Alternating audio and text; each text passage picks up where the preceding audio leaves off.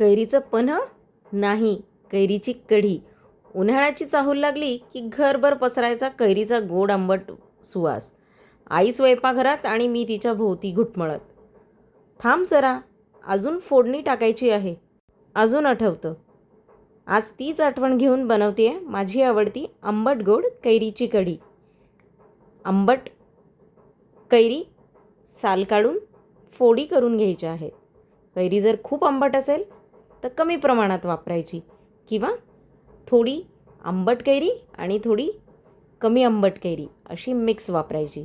ही कैरी खूप आंबट नाही आहे, त्यामुळे पूर्ण कैरी घेतली आहे, त्यासोबत त्याची कोय पण घेतली आहे. ही कैरी आपल्याला शिजवून घ्यायची आहे. त्यासाठी कुकरमध्ये कैरीची कोय घेतली आहे. त्याच्यात घालणार आहे पाणी. कैरी बुडेपर्यंत पाणी घालायचं आहे. आता मला ह्याच्यात शेवग्याच्या शेंगा पण शिजवून घ्यायच्या आहेत.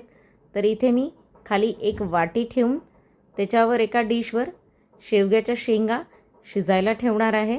साधारण 2 शिट्ट्यांमध्ये शेंगा पण व्यवस्थित शिजतात. दोन्ही एकाच वेळेस शिजून होईल. इथे झाकण लावून 2 शिट्ट्या करायच्या आहेत. 2 शिट्ट्या झाल्या, वाफ निघाली की आपण ह्याला काढून घेणार आहे. शेंगा व्यवस्थित शिजल्या आहेत. आता या शेंगांना बाहेर काढून घ्यायचं आहे. ह्या शिजलेल्या कैरीला आपल्याला व्यवस्थित एकजीव करून घ्यायचं आहे.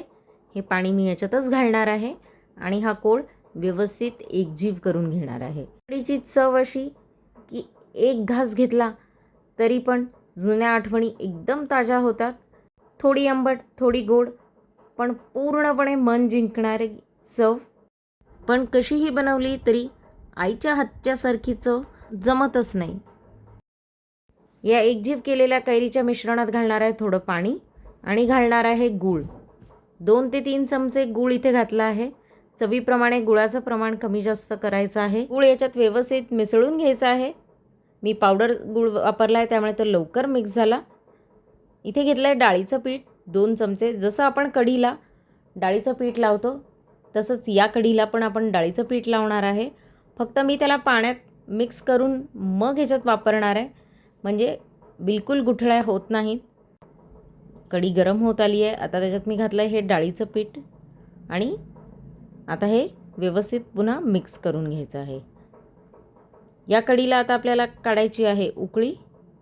त्याचबरोबर त्याच्यात घालायचं आहे चवीप्रमाणे मीठ. कढीला हलकी उकळी आली की त्याच्यात घालणार आहे शिजवून घेतलेल्या शेवग्याच्या शेंगा. या पूर्णपणे शिजलेल्या आहेत, त्यामुळे पूर्ण कढीला उकळी आल्यावरच ह्याच्यात घालायचे आहेत, नाहीतर या मोडतात.